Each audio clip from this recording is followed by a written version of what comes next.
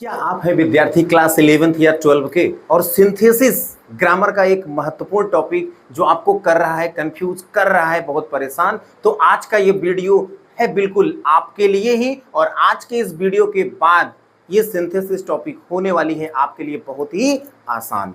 तो आप हमारे साथ बने रहें और अगर आप इस चैनल पे नए हैं तो चैनल को सब्सक्राइब जरूर कर लीजिएगा क्योंकि इस चैनल पे अंग्रेजी के सभी सॉल्यूशन अवेलेबल हैं।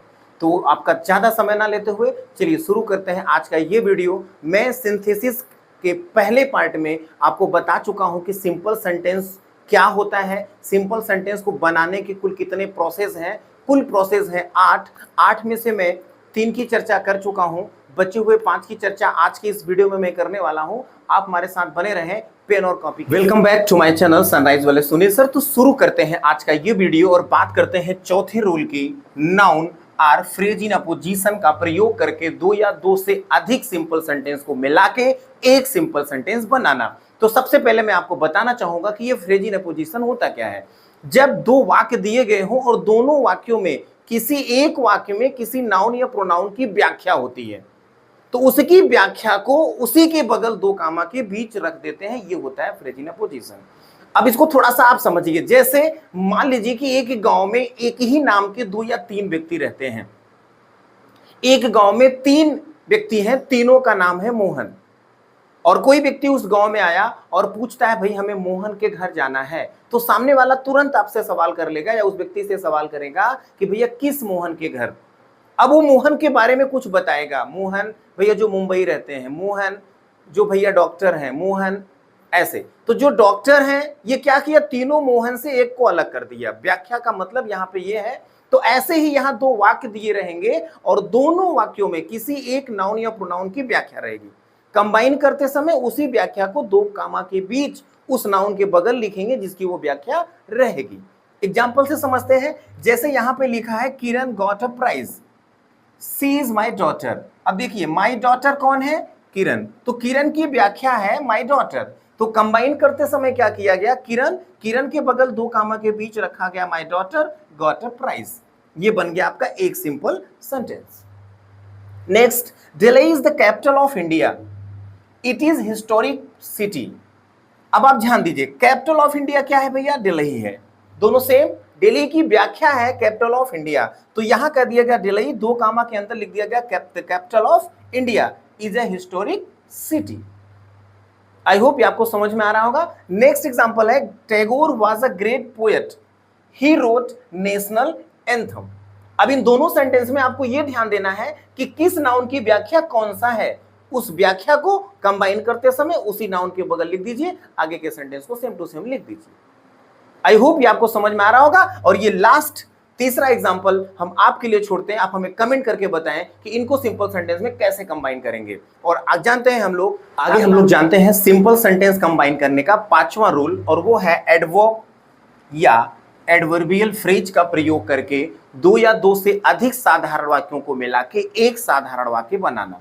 तो सबसे पहले मैं आपको एडवर्ब या एडवर्बियल फ्रेज के बारे में बताना चाहूंगा। एडवर्ब क्या होता है, the word which modifies verb, adjective or other adverb.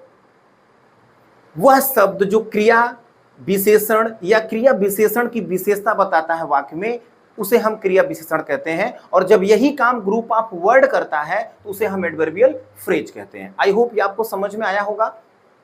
अब आप ध्यान दीजिएगा, यहां 2 वाक्य दिए जाएंगे, दोनों वाक्यों में क्रिया के होने का, अगर क्रिया कैसे हुई तरीका पता चल रहा है, समय पता चल रहा है, स्थान बताया जा रहा है, या क्रिया के होने का कारण हो रहा है, तो उसी में हम एडवर्ब का प्रयोग करेंगे। वही एडवर्ब होता है या वही वर्ड एडवर्ब होता है जो शब्द हमें यह बताए कि कार्य का तरीका क्या है, कार्य का समय क्या है, कार्य का स्थान क्या है, या कार्य का कारण क्या है, उसी को हम एडवर्ब में कन्वर्ट कर देंगे। एग्जाम्पल से समझते हैं। ही completed the work, it was sure. कार्य पूर्ण किया उसने, ये एकदम श्योर था। तो कार्य का तरीका क्या था, श्योर था। तो आप यहां पे लिखेंगे श्योरली। अब श्योर को हमने बना दिया एडवर्ब। एक चीज मैं और आपको बता दूं, हम ly ऐड करके एडवर्ब का निर्माण कर लेते हैं। तो surely he completed the work, ये हो गया simple sentence. Next, the she ran the race, she was fast. अब ध्यान दीजिएगा, तरीका रेस रैन, रन का तरीका क्या था, फास्ट था, तो आप बना दीजिए she ran the race fast. I hope समझ में आ रहा होगा आपको। नेक्स्ट एग्जांपल समझते हैं, he will come here there is no hope of it. अब यहां आया, उसके आने का समय की बात होने लगी, तो ही विल कम हियर, वो यहां आएगा, देयर इज नो होप, कोई आशा नहीं। आशा किस बात की, आने की, तो आने का समय, ही will come here hopelessly, hopelessly कोई आशा ना होना। नेक्स्ट है the train arrived the time was punctual. अब आप यहां पे देखिए कि जो कार्य हुआ है उससे रिलेटेड कौन सा एडवर्ब है, उसका प्रयोग कर लीजिए और आप सिंपल सेंटेंस का निर्माण कर दीजिए। और ये लास्ट वाला आपके लिए है, आप हमें कमेंट करके बताएंगे कि इसको हम सिंपल सेंटेंस में कैसे बनाएंगे। और देखते हैं नेक्स्ट रूल है, नाउन आर जीरेंड के पूर्व प्रीपोजिशन का प्रयोग करके। प्रीपोजिशन के बारे में आपको पहले जान लेना है। Preposition is a word which comes before a noun or pronoun to show its relation with other noun or pronoun. ये दो शब्दों से मिलकर बना है, प्री और पोजीशन। प्री माने पहले, पोजीशन माने स्थित। ये किसी नाउन या प्रोनाउन के पहले स्थित होता है। तो हमें लगाना क्या है, किसी नाउन या जीरेंड, अगर वर्ब है तो उसका आईएनजी फॉर्म कर देते हैं। जो जीरेंड होता है वर्ब का जीरेंड फॉर्म, नॉन फाइनाइट फॉर्म, यह संज्ञा की तरह प्रयोग होता है। इसके पहले भी हम प्रीपोजिशन का प्रयोग कर सकते हैं। एग्जाम्पल से समझते हैं, जैसे एक वाक्य है, he was very ill, he could not come. अब सेंटेंस बना, because of his illness he could not come.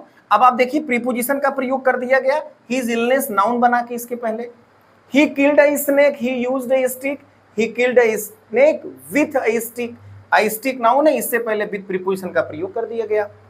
He did not work at all, उसने बिल्कुल काम नहीं किया है। ही पास्ड, वह पास हो गया, तो ये अपोजिट हुआ, तो विरोधात्मक अब प्रीपोजिशन आपको लाना है। In spite of not working at all, बिल्कुल काम ना करने के बावजूद ही पास्ड, वह पास हो गया। तो अब आपको इन स्पाइट ऑफ, यहां आपको ध्यान देना है दोनों वाक्यों में कौन सा भाव आ रहा है, उसके अकॉर्डिंग एक सटीक सुटेबल प्रीपोजिशन। तो इसको और अच्छे से समझने के लिए आप प्रीपोजिशन को अच्छे से पढ़ लें और फिर ये रूल अपने आप आपको समझ में आ जाएगा। तो चलिए जानते हैं नेक्स्ट रूल एडजेक्टिव का प्रयोग करके, और फिर लास्ट है कंजक्शन एंड का प्रयोग। नेक्स्ट रूल है एडजेक्टिव का प्रयोग। एडजेक्टिव आप जानते हैं संज्ञा सर्वनाम की विशेषता बताने वाले को एडजेक्टिव कहते हैं। यहाँ दो वाक्य दिए जाते हैं, दोनों में से किसी एक वाक्य में एडजेक्टिव होता है। वह एडजेक्टिव जिस संज्ञा जिस सर्वनाम की विशेषता होती है उसी के पहले लिख दी जाती है कंबाइन करते समय। जैसे a boy came to my office, एक लड़का मेरे ऑफिस आया। ही वाज ब्लाइंड, वह ब्लाइंड था। ब्लाइंड एक एडजेक्टिव है, ब्लाइंड कौन था, बॉय। तो कंबाइन करते समय हमने लिखा a blind boy came to my office, एक वाक्य बन गया। I saw a man, he was intelligent, intelligent कौन है भैया, मैन, तो आई सा एन इंटेलिजेंट मैन, ये बन गया एक सिंपल।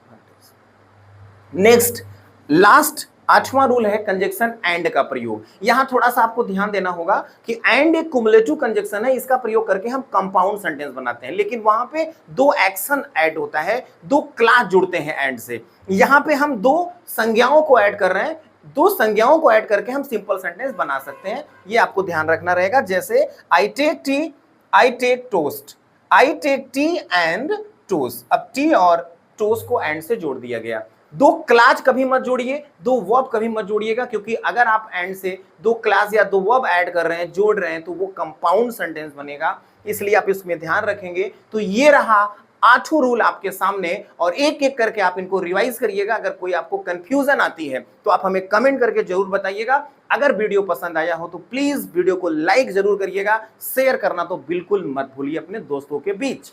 तो मिलते हैं जल्द ही आपसे अगले वीडियो में और बात करते हैं कि कैसे कंबाइन करते हैं कंपाउंड सेंटेंस।